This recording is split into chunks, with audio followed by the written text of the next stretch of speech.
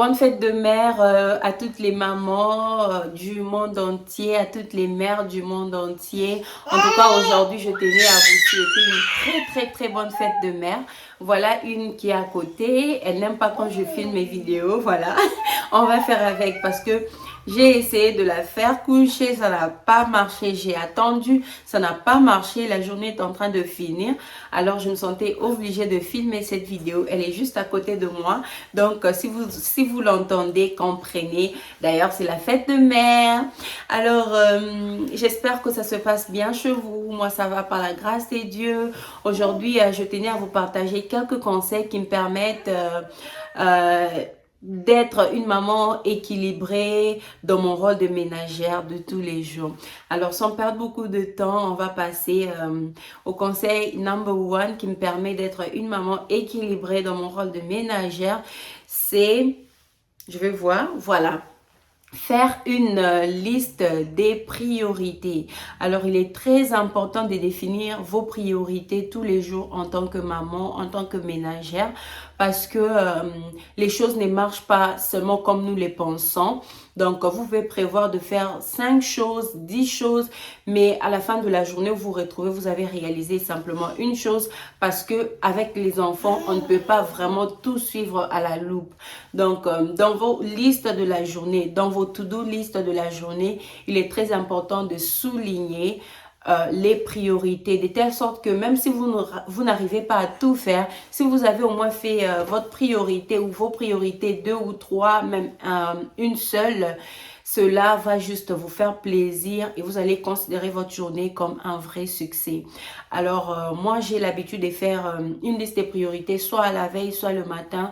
Quand je me réveille, avant même de quitter mon lit, je réfléchis. Si possible, je peux même écrire qu'aujourd'hui, je dois faire les habits, je dois faire les courses, je dois amener les enfants au parc ou encore je dois faire à manger. Et c'est très important de penser aux priorités pour que à la fin de la journée, vous soyez juste fiers de vous que j'ai quand même réalisé les linges ou que j'ai quand même fait la nourriture.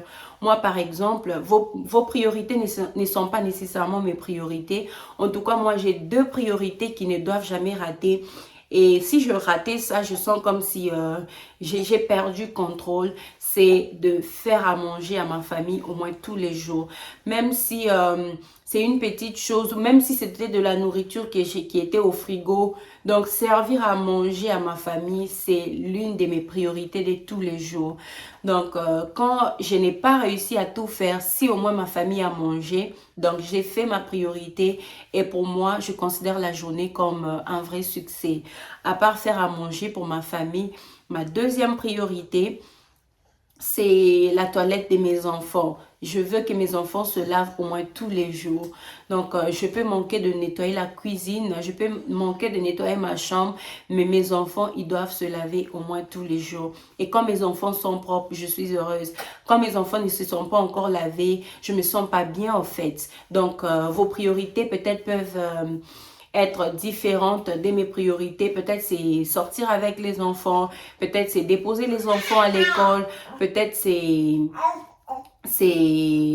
étudier avec les enfants à la maison ou lire un livre par exemple, je sais pas. Vos priorités peuvent être vraiment différentes des miennes, mais il est vraiment important d'avoir une liste des priorités tous les jours. 2 ou 3. En tout cas, ça va vous faire du bien. Moi, ça me permet d'être équilibrée dans la tête. Ça me permet de me sentir bien dans ma peau de maman, dans ma peau de mère, dans ma peau de ménagère. Alors, deuxième conseil pour moi, c'est d'avoir la routine. Donc, créez votre routine, surtout par écrit, ça va vraiment coller ça quelque part. Ça va vraiment vous aider quand vous n'êtes pas bien, quand vous êtes éparpillé dans la tête, la routine va vous rappeler qu'il est temps de faire ceci ou cela. Et un conseil, quand vous n'arrivez pas à respecter votre routine à la loupe, ne stressez pas parce que la vie, c'est pas la police. Vous pouvez prévoir de donner le lunch à vos enfants à 12 heures, mais il y a des imprévus qui font qui prennent leur lunch à 13 heures ou avec 30 minutes de retard, 20 minutes de retard. C'est pas la police. Laissez les choses couler, mais avoir quand même une routine, ça va vraiment vous aider Ça va même vous permettre d'avoir le temps pour vous, en fait. Ça va vous permettre de relaxer. Et voilà, la routine, elle est très importante. C'est vraiment le moteur du fonctionnement de la journée, surtout pour les mères, en tout cas. Moi, la routine, elle m'aide énormément. Je suis pas ponctuelle quant à la routine. Je suis souvent en retard. Peut-être c'est parce que je me suis réveillée en retard, peut-être parce que j'étais fatiguée, peut-être parce que j'ai pris plus de temps pour la sieste, mais c'est quand même très important d'avoir cette routine. Donc, si vous n'avez pas de routine, essayez de faire ça par écrit et essayez de suivre ça une semaine, 2 semaines et au finish, ça va couler. Là, c'est ma petite qui est juste à côté. Donc, voilà, elle est toujours avec moi. Tout le monde est en train de prendre la sieste, sauf elle. Alors, troisième conseil, c'est de ne jamais vous comparer à qui que ce soit. Ne comparez pas votre ménage à votre copine, à vos amis, à votre sœur, parce que chaque maison a ses réalités. Tous les enfants ne sont pas les mêmes. Donc, si vous prenez quelqu'un pour modèle et vous commencez à vous comparer, et vous constatez que vous n'êtes vraiment pas à la hauteur, vous allez commencer à culpabiliser et même croire que vous n'êtes pas assez une bonne maman. Or, c'est faux. Chaque ménage est différent. Donc, laissez les choses couler. Sentez-vous juste à l'aise quand ça marche. Gloire à Dieu. Quand ça marche pas, on essaie de donner ce qu'on peut, le meilleur de nous pour pour faire de notre famille un endroit où il fait beau vivre, pour rendre nos enfants heureux, pour les voir joyeux. Voilà, laisser les choses couler et se comparer, c'est une très mauvaise chose parce que c'est pas bon pour vous, en fait. Arrêtez de comparer votre ménage au ménage des autres personnes. Alors, quatrième conseil, c'est de toujours avoir un planning, un menu de la semaine, un planning pour la cuisine. Moi, avant, je préparais pour la semaine, mais je ne prépare plus pour la semaine parce qu'actuellement, je suis à la maison avec les enfants. Donc, je peux préparer pour 2 jours. Si je suis très lazy, je peux préparer pour 3 jours. C'est très important d'avoir un menu de la semaine bien préparé. Comme ça, vous n'avez pas à deal avec cette question embarrassante de qu'est-ce qu'on mange. Parfois, tu te retrouves à 12 heures, tu ne sais pas ce que vous allez manger le soir. Donc, si vous préparez ça vraiment au début de la semaine, que lundi, on va manger ça, mardi, on va manger ça, mercredi, on va manger ça. Même si vous changez le programme, mais quand c'est quand même établi et vous avez tout ce qu'il faut, ça va vraiment vous soulager et ça vous permettra d'être équilibré dans votre rôle de ménagère.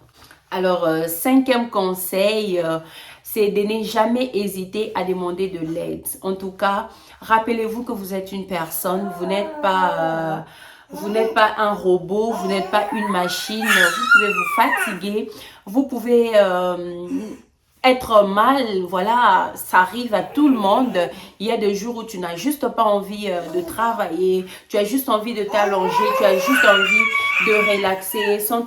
Sentez-vous libre de demander de l'aide si vous avez une personne autour de vous.